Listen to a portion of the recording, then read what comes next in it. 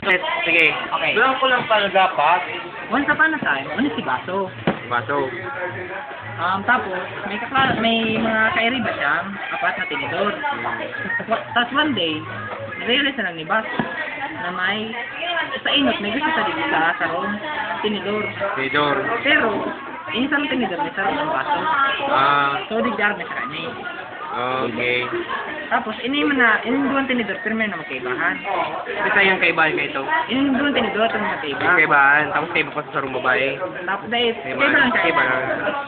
Sa inin ng tinidor, ang nagpagkainin sa sarong Baso. Tapos, ining sarong tinidor na kaya ba nga mag-apat na tinidor, may gusto mandigit sa saro. Ining saro, null hypothesis. Kartene. Baso. Naka-hypothesis ito.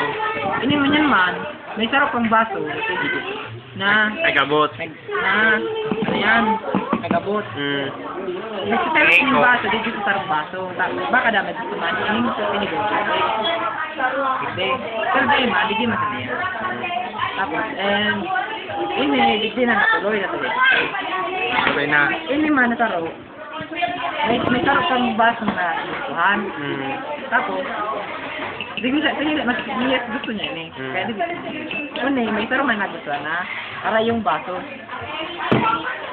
Hindi mo yan baso. Ay, sarong Sarong buti kang pao. Hindi ka siya. Yan, tapos. Dahil live happily ever after. Yan ang kwento tabi ni Arde tungkol sa baso. Ang point, ini balo. Bigid kining baso ngayon. Balo ini mga Ay, yung baso na yan.